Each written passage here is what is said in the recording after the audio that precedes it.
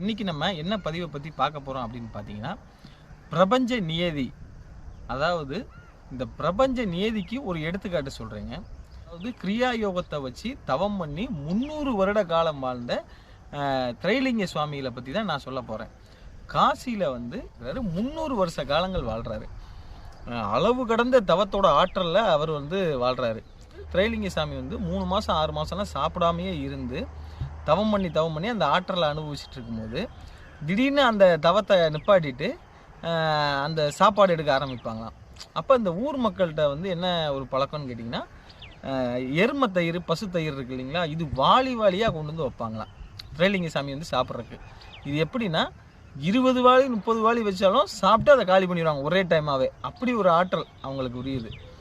இப்போ இப்படி வைக்கும்போது அந்த காலத்திலேயே இந்த கடவுள் மறுப்புக்கு உள்ள ஒருத்தன் என்ன பண்ணுறான்னு கேட்டிங்கன்னா, திரைலிங்க சாமியை சோதனை பண்ணி பார்க்குறதுக்கு சுண்ணாம்பு இருக்குது இல்லைங்களா, சுண்ணாம்பு அதாவது தயிர் மாதிரியே சுண்ணாம்பை தண்ணியில் கலந்து கொதிக்கிற சுண்ணாம்பை கொண்டு வந்து அமைதியாக வச்சுட்டு போயிடறான்.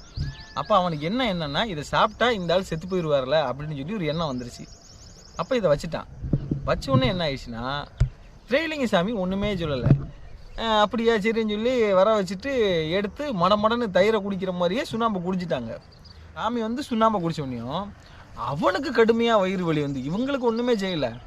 அவனுக்கு கடுமையாக வயிறு வலி உருண்டு பிறண்டு அழுது, ஐயோ தாங்க முடியல சாமி என்னை மன்னிச்சிருங்க, நான் தெரியாமல் உங்களுக்கு சுண்ணாம்பு கொடுத்துட்டேன் அப்படின்னு சொல்லி விழுந்து அழுகிறான்.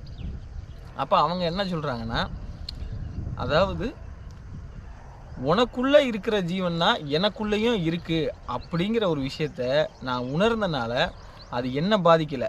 ஏன்னா என்னோட வினையெல்லாம் உனக்கு வந்துருச்சு. ஆனால் எனக்குள்ளே இருக்கிற அதே ஜீவன்னா உனக்குள்ளே இருக்குன்னு நீ உணரலப்பா, அதனால தான் அது உன்னை பாதிச்சிருச்சு அப்படின்னு சொல்கிறாங்க. இதில் என்ன கவனிக்கணும்னா, அதாவது சித்தர்களோ யோகிகளோ மகான்களோ ரிஷிகளோ முனிவர்களோ இவங்க யாருக்குமே தெய்வங்களோ தண்டிக்கிற எண்ணம் கிடையாது. ஏன்னா தண்டிக்கிற குணமோ எண்ணமோ இருந்தால் அவங்க இறைவனே கிடையாது. அப்போ தண்டிக்கிற எண்ணம் அவங்களுக்கு இல்லைன்னா எப்படி இந்த பாதிப்பு வருதுன்னு கேட்டிங்கன்னா, இந்த பிரபஞ்சத்துக்குன்னு ஒரு நியதி இருக்குது. செய்தவனுக்கு செய்த வினை அதுக்குரிய கூலியை கொடுத்தே ஆகணும். இதுதான் பிரபஞ்ச கட்டாயம். அப்படிங்கும்போது இந்த பிரபஞ்சம் அவன் செய்த அந்த தவறுக்கு அவனுக்கு கூலியாக தான் அந்த வினையை கொடுக்குது. அதை தெரிஞ்சு திருப்பி அந்த வினையிலேருந்து திரைலிங்க சாமியை அவனை காப்பாற்றி அவனை சரி பண்ணி, இதுமாரி யாரையும் இந்த மாதிரி சோதனை பண்ணாதப்பா அப்படின்னு சொல்லிட்டு அவனை அனுப்பி வைக்கிறாங்க.